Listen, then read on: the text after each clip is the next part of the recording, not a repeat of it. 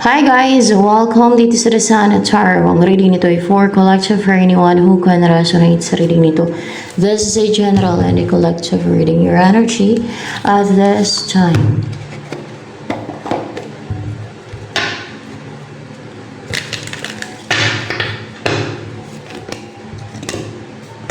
Two of Wands. You're passionate na mag-abroad o pumunta sa ibang lugar o mag-travel. Full of desire ka na pumunta sa ibang lugar o doon na mag-settle down o doon na titira. Ganon. Lilipat ka. That's your goal. May plano ka na maglipat o may plano ka na mag-travel. Pwede din ganon.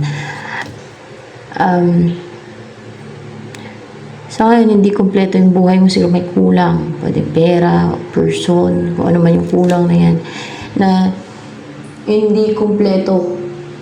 Hindi ka masaya. Kasi may kulang. No? Hindi kompleto eh. You're not fulfilled. You're not satisfied. There's missing sa buhay mo. Ano pa ang about sa'yo? The Fool in reverse.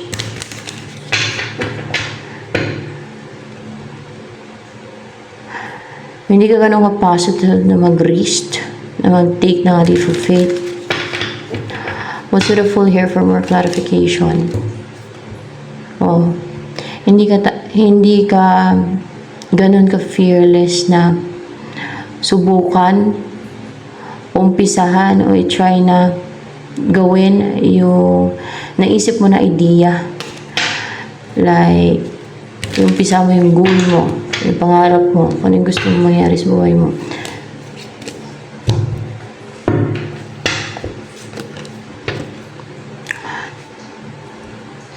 Malakas naman and powerful yung chakra mo, yung aura mo. Parang umaapoy pa ngayon. Very fiery. Very energetic. Energetic ba?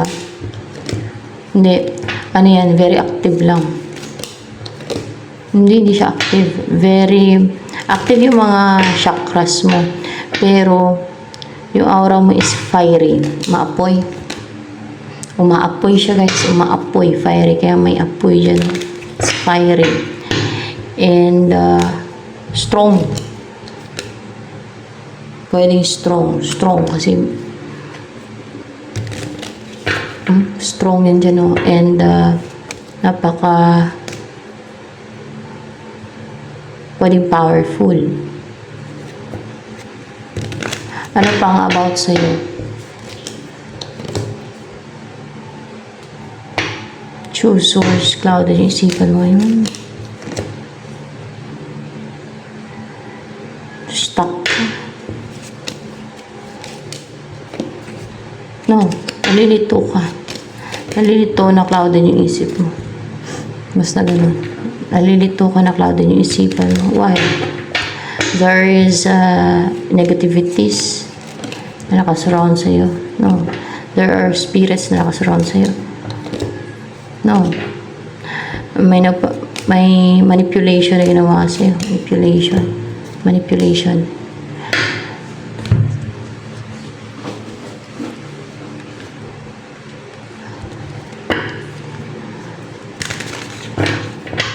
Ano pa?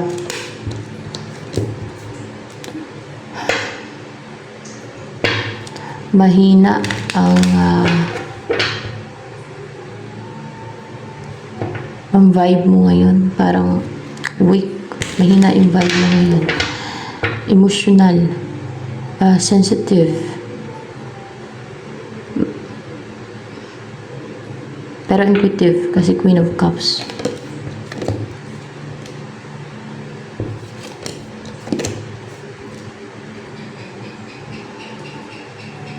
Hindi ka nagtsatsaga na mag-antay siguro sa mga nakarelasyon mo. Kasi you know that you're attractive at madami na-attract sa'yo. O madami pang magkakagusto sa'yo. O dahil maaaring madami naman na-attract sa'yo, madami nagkakagusto sa'yo, madaming offers, na-attract mo yung opposite sex, at marami ang patay na patay sa'yo. Kaya hindi ka na sasayang na panahon kakaantay ng yung mga stagnant na connection, yung gano'n na tingga na pinapantay ka.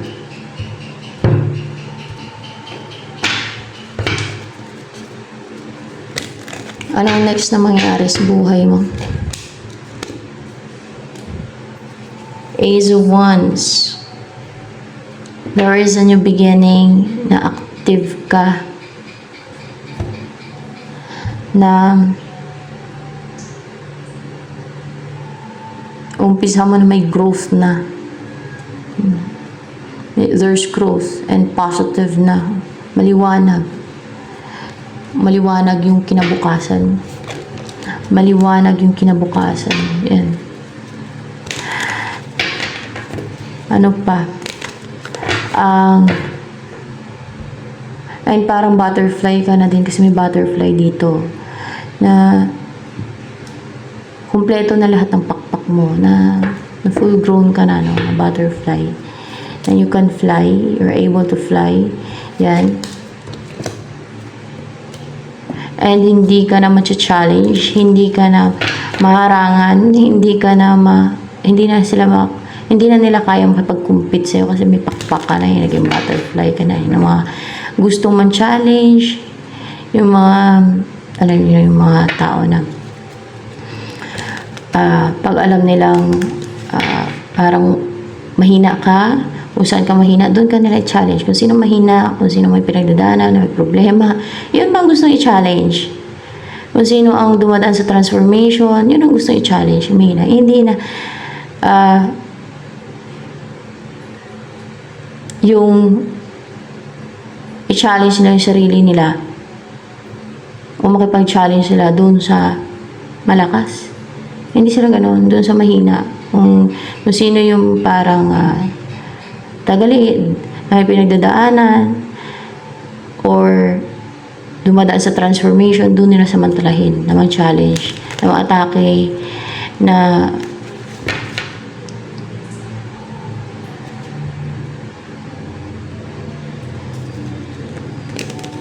gagawa ng scheme na harang-harang, kaya daw nila kasi mahina. Ngayon, may butterfly ka na, hindi ka na nila kayang i-challenge. Hindi na sila makaharang. You can fly. Parang sila, para silang sa ilalim na walang pakpak. Parang ganun ba? Tama ba? Kung kaya hindi sila makapag-challenge. Upright ba to? Para silang sa ilalim na walang pakpak na hindi makalipad. Kaya paano ka nila ma-challenge? Ikaw may pakpak ka na. Naging butterfly ka na. Parang sila, na-remain na uod na parang kung sa butterfly pa, dumaan ka sa station, naging caterpillar kay. Tapos, nasa loob ka ng cocoon. Yung ganun ba na dumaan ka sa metamorphosis, hindi naging butterfly, no? Sila, parang bulate. Bulate. Kasi hindi nagkakaroon ng pakpak yung bulate. Tama. Parang bulate sila. Na hindi nagkakaroon ng pakpak. Walang transformation. O hindi nagkakaroon ng metamorphosis. Hindi dumadaan sa metamorphosis yung bulate. Mahaba lang na malaki. Pero hindi nagkakaroon ng pakpak. Kaya sila bitter sa'yo. Yeah. Kaya sila bitter sa'yo kasi nagtatransform ka. Gigil na gigil. Gigil na gigil. Actually, hindi madali yung dumaan ka sa transformation, para kang dumadaan sa butas ng karayom o para kang dumadaan sa madilim at masikip na tunnel. Yan. Dami ka padaanan. Hardships, challenges, diba?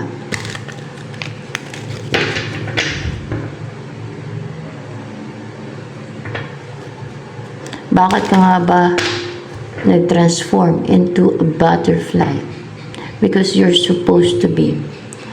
Because for sure, you have a mission. You have a purpose in life. God has a purpose sa'yo. May purpose ang God sa'yo. Katulad ng butterfly, no? Ang purpose ng butterfly ay mag-pollinate sa mga bulaklak. Yan. Ganon. Para maging bunga ang bulaklak. Ayan. Yung bulate, may purpose naman yan, no? Ang mag-fertilize ng lupa. Ayan. Yun naman talaga eh. Ang mag-fertilize ng lupa. Kaya ako, pagka nagtatanim, kasi namamatay at ay bulate, sobrang init dun sa taas, nilalagay ko sa ako yung lupa. Pag may makita akong bulate, no, pag naglilipat ako ng lupa, nilalagay ko yun sa sako din para yun ang mag-fertilize ng lupa. Kaso lang sa init kasi, no, ay namamatay yung bulate. hindi nabubuhay sa sako. Kasi talagang ano talaga nakatutok doon talaga sa taas kasi nabubong yung mga mga tanim ko ay talagang tutok yung sikat ng araw doon, lalo na ngayon ang init-init. Buhay ba yung bulate na hindi?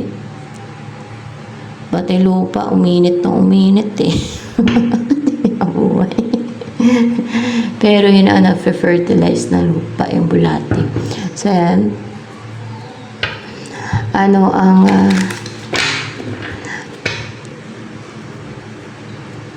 energy mo pa? Anong personality mo?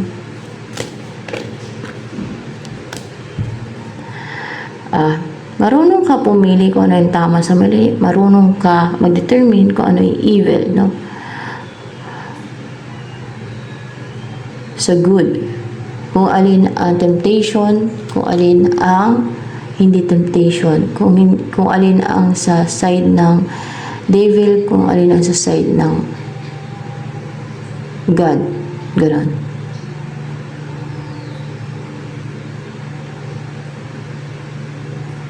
Aware ka. That's why marunong ka pumili kung ano yung tama sa mali, kung ano yung sa side ng evil, kung ano yung sa side ng good. Marunong ka mag-determine. Ano pa ang about sa'yo? Stable. For once or may partner ka ngayon, matibay ang pundasyon mo. O in a relationship ka ngayon, o kung wala pa, you will be in a stable relationship. You're on fire. Maging masiyahin ka. Masaya ka sa relationship mo. If you're in a relationship. Or kung wala pa, maging masayahin ka sa relationship mo. Maging masaya ka. Kayo ng partner mo. O na maging partner mo. Ano pa ang about sa'yo? Eight of Pentacles. Hardworking. Tutok sa mga ginagawa mo. You are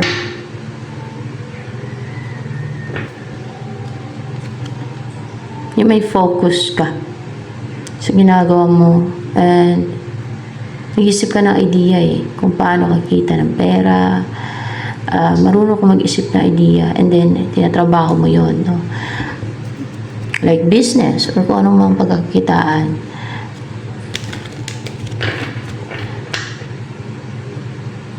Yung utak mo gumagana din. May pagka-idealistic ka kasi may ilaw. Sino ang mag-pursue sa'yo? Itong babalik sa'yo na person. Sino yan siya?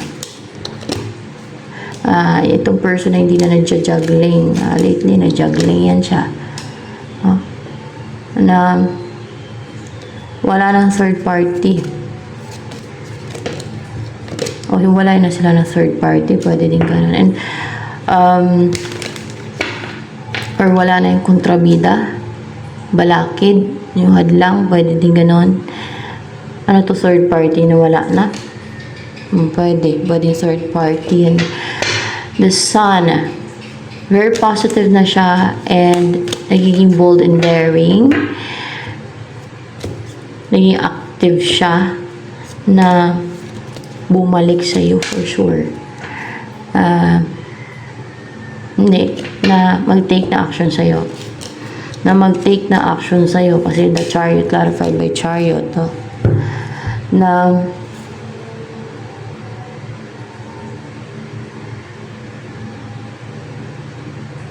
dahil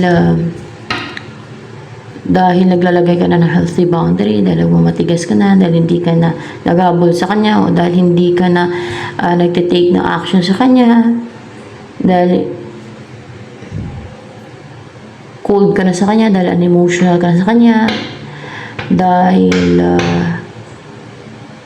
parang wala ka na emosyon sa kanya. Hindi sa walang emosyon, kundi hindi ka na nang hinayang, no? Kasi meron dito. Hindi ka na nang hinayang sa kanya. Dahil hindi ka na nang hinayang sa kanya, babalik sa past person mo to. Dahil hindi ka na nang hinayang sa kanya. Kung dati nang hinayang ka dyan, nung nawala yan sa buhay mo, o nung nag-break kayo, nung naghiwalay kayo, o nung hindi na kayo in a relationship, ngayon, alam niya hindi ka na nang hinayang sa kanya. Parang worthless na siya. Ganun. Kasi hindi ka na nang hinayang sa kanya eh. So, ano message for you?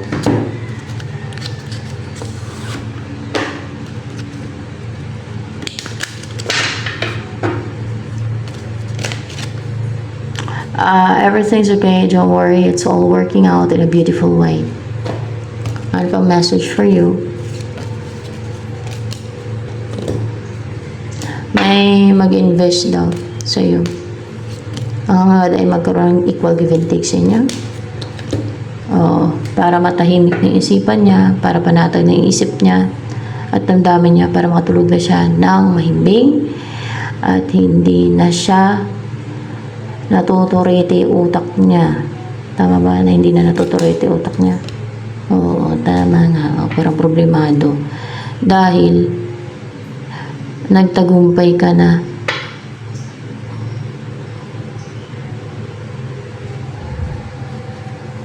Nagtagumpay ka. Dahil nagtagumpay ka na makalimutan mo siya. Ganon? Hindi. Dahil nagtagumpay ka, may parang nagsaksid na makatungtong dito sa taas eh. Dahil nagtagumpay ka na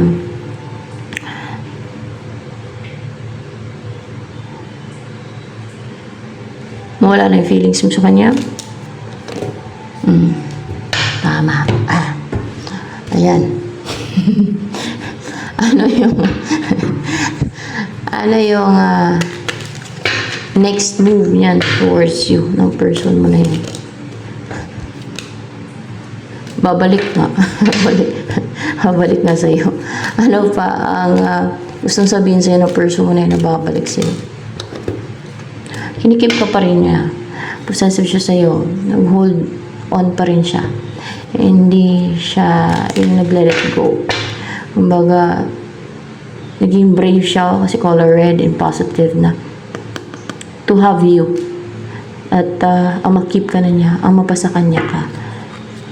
Kasi nakita niya na yung halaga mo, yung worth mo niya, yung importansya mo. Yan. Ganun kasi kadalasan yung tao eh. Pag nandyan, ay para natitaken for granted niya. Kahit ano man yan, tao man, alahas. Oh, diba? Ganun yun eh. Kadalasan yung tao talaga. Pag nandyan, ay natataken for granted niya. Pag wala na, hinahayang. Ganun. Ganun. Yan ang kadalasan yun. Ayan, nalaman niya na yung halaga mo, no? Mahalaga ka pala sa kanya. Importante ka pala sa kanya. Ayan. May mga new person bang attracted sa'yo? Let's see. Oo. At baka obsessed ka sa'yo. So the devil, you're obsessed sila. Obsessed sila sa'yo. And parang emotional talaga, with emotion talaga. yung obsession nila sa'yo, na obsessed sila sa'yo. Na gusto nilang mabuo. Gusto nilang makita ka. Kasi obsession, oo. Malungkot sila pag hindi ka nila nakikita. Gusto na makita kasi obsessed nga eh. Nababaliw sila sa'yo. Tama ba? Oo, nababaliw sila sa'yo. Oh my God. So, ito na lang guys for collective reading.